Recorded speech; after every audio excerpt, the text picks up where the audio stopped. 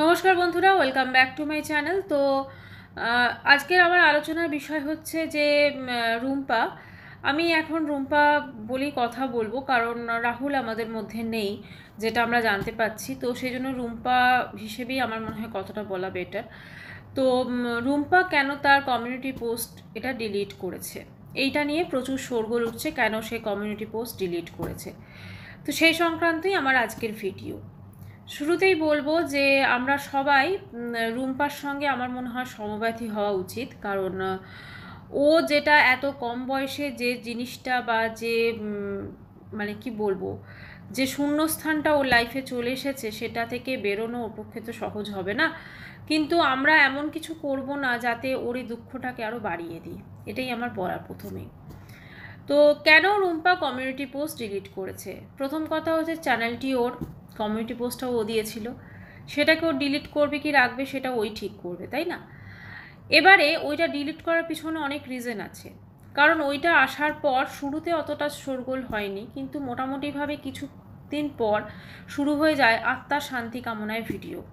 এবং সেই ভিডিওগুলো এমনই ভাবে করা হয়, আমার মনে হয় রুম্পাকে বারবার মেনশন করা হচ্ছিল, এবং সেই জন্য মেনশন করার দরুন ওর কিন্তু আরও বেশি করে এই জিনিসটাতে খারাপ লাগবে। প্লাস এরকম একটা কমিউনিটি পোস্ট আমার মনে হয় কেউই রাখতে চাইবে না। সবারই তো পরে দেখলে একটা কষ্ট হবে না? সব কিছু পজিটিভ পজিটিভ থাকুক, সেটাই মনে হয় সবাই কাম্য। কাজে কে কেন কমিউনিটি পোস্ট ডিলিট করলো সেটা একান্তই তার ব্যাপার। আজকে অনেকেই ভীষণ আলোচনা করছেন যে রুম্পা আগে থাকতেই জানতো। আমি ভিডিও দেখছি, আমার অবাক লাগছে, সব বয়স্ক বয়স্ক ক্রিয়েটার, ওনাদের কাছে হয়তো এই রুম্পা, রাহুল যে চলে গেছে, এরা হয়তো ছোট, ওদের সন্তানের মতো হবে। ওরা নাকি আগে জানতো মারা গেছে, এইটা আসবে। সত্যি কি কেউ জানতে পারে কারোর ভবিষ্যৎ? আমার তো মনে হয় না কেউ জানতে পারে। আজকে আমরা কেউই জানতে পারি না আমাদের ভবিষ্যৎ কি। আর রইল বাকি জ্যোতিষী ভবিষ্যৎবাণী করে দিয়েছিল, সেটা দেখুন, কেউ কারোর ভবিষ্যৎবাণী করে দিতে পারে না, এটা আমার বিশ্বাস। আমরা অ্যাস্ট্রোলজিকে বিশ্বাস করি বটে অনেকেই, কিন্তু কিছু কিছু জিনিস মিলে যায়, কিছু কিছু জিনিস মেলে না। আমাদের জীবনটা সঙ্গে, আমাদের জীবনে যা যা কিছু হয় সবই কিন্তু অবশ্যম্ভাবী।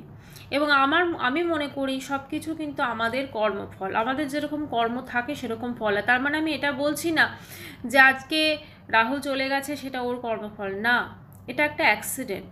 আমরা যত জানতে পাচ্ছি বাইক অ্যাক্সিডেন্ট। আমরা আজকাল বাইরে বেরোলে বিশ্বাস করুন, সবাই আমরা দেখি এত ভিড় সব জায়গায় হয়ে গেছে না, চিন্তা করা যায় না।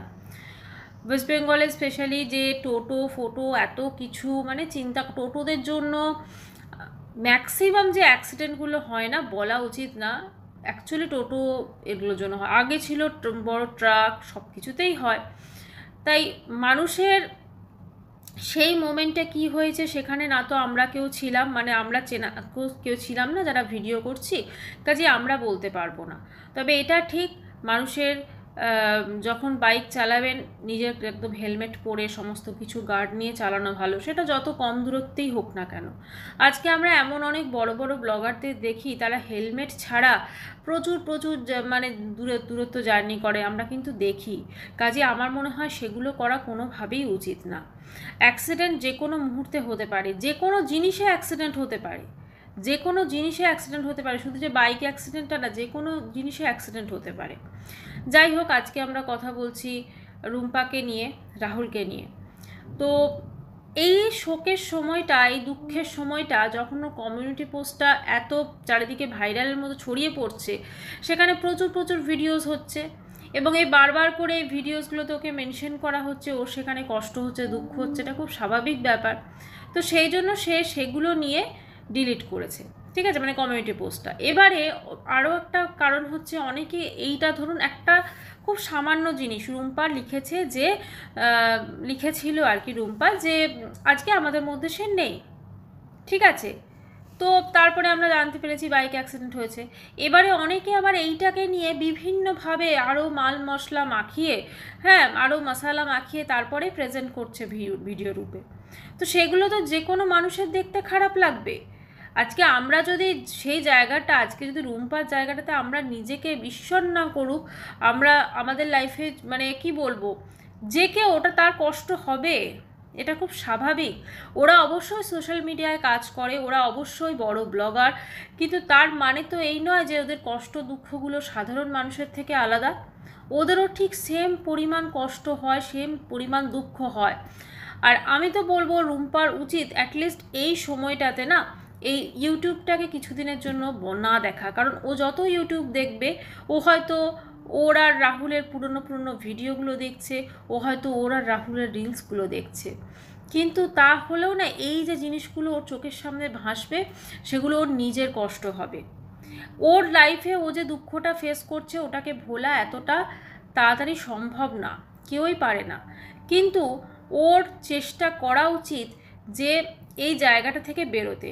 আর একটা প্রশ্ন মানে কথা আমি বলবো এক্ষেত্রে, অনেকেই বিভিন্ন রকম কথা বলছেন, আমি যদিও সেই জিনিসটা ক্লিয়ার জানি না, না জানতে চাই। সেটা হচ্ছে রুম্পার এমন আমি একটা ভিডিও দেখলাম, আমার ভীষণ খারাপ লাগছে ওইটা বলতেও এই সময়তে, যে দুটো বিয়ে করেও কি সমস্ত কথাবার্তা আসছে এই সময়টা, এগুলো কিন্তু উচিত না। ঠিক আছে, ওর একটা মেয়ে আছে, এগুলো দেখুন ব্যাপারটা হচ্ছে কে কি করেছে, কারোর দুটো বিয়ে হলেই যে তার সেকেন্ড বিয়েতে কিছু একটা হবে না এরকম তো কোনো ইয়ে নেই। যে কোনো মানুষের লাইফে যা কিছু ঘটতে পারে, লাইফটা ভীষণভাবে আমাদের আনপ্রেডিক্টেবল, লাইফে কখন কি হয়ে যাবে আমরা কেউ জানি না। আজকে আমরা দেখছি এরকম, কে জানে ইউটিউবটা হয়তো অন্য কিছু হয়ে যেতে পারে, ধরুন ইউটিউব নাও থাকতে পারে, আজকে আমরা ভিডিও করছি তাই। কাজেই লাইফে কার কখন কি হবে সেটা আমরা কেউ জানি না। কাজেই কেন আমরা একটা ঘটনার সঙ্গে আরেকটা ঘটনা নিজেদের মতো, মানে একটা কি বলুন তো, কোনো একটা কেচ্ছা যখন ওয়াইটিতে দেখানো হচ্ছে সেটা নিয়ে আমরা কাটাছাড়া করতে পারি, কিন্তু কোনো মানুষের মৃত্যু নিয়ে আমরা কাটাছাড়া করতে পারি না।